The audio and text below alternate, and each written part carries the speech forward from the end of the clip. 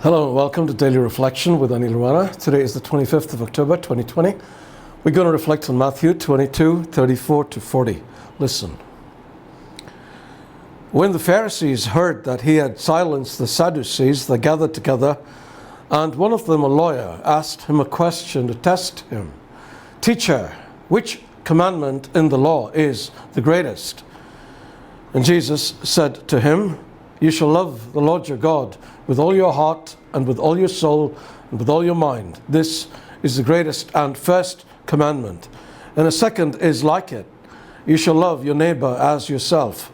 On these two commandments hang all the law and the prophets." The Gospel of the Lord. A few days ago I said that living the Christian life was easy. A few people wrote in, however, asking how I could say that when it seemed to them like it was a huge struggle to walk on the straight and narrow each day. Well, the reason many of us find it difficult is because we have a list of do's and don'ts that we believe we need to follow. We try our hardest to ensure we follow this list and then feel frustrated, depressed, and guilty when we can't. Is this not the truth? So what's the solution? Stop trying and throw out that list. Understand the key to holy living is relationship, not rules. Or to put it in even simpler terms, being holy is about love. Let me explain. Consider two women who have just got married. One has been forced into a marriage to a man she hardly knows. The other has married a man she's totally in love with. The former looks upon her husband as a rather stern man who is difficult to please. The other thinks her husband is wonderful because he is affirming and supportive.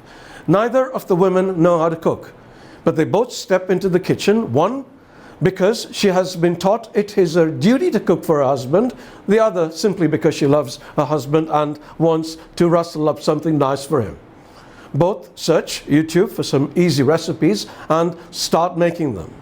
For the first woman, it is a burdensome chore that she has to do to please a demanding man. For the other, it is simply an act of love. Guess who is going to be filled with joy and who is not? And guess who is going to become the better cook? The woman who does it for love will discover that cooking is quite a lot of fun, and even though she botches up a few recipes, she continues to try out new things, getting more and more adventurous as she goes along. On the other hand, although the other woman might become fairly proficient in cooking, it will never quite be the joyous thing it is for the other. It is the same thing with God. We can obey Him because it seems like He has set out a list of commandments that we need to follow. This isn't entirely our fault. We have been taught repeatedly that it is our duty to follow Him. If we don't, He will punish us or boot us out of the house.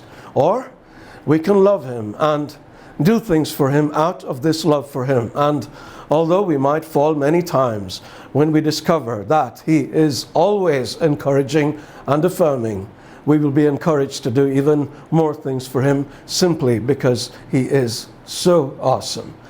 This is why Jesus tells us to love Him with all our being.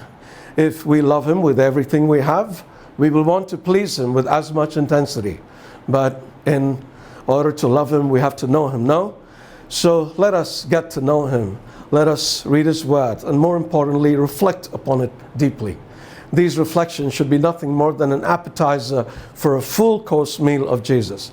And when we get to know Him deeply, we will love Him deeply as well. Oh, what joy.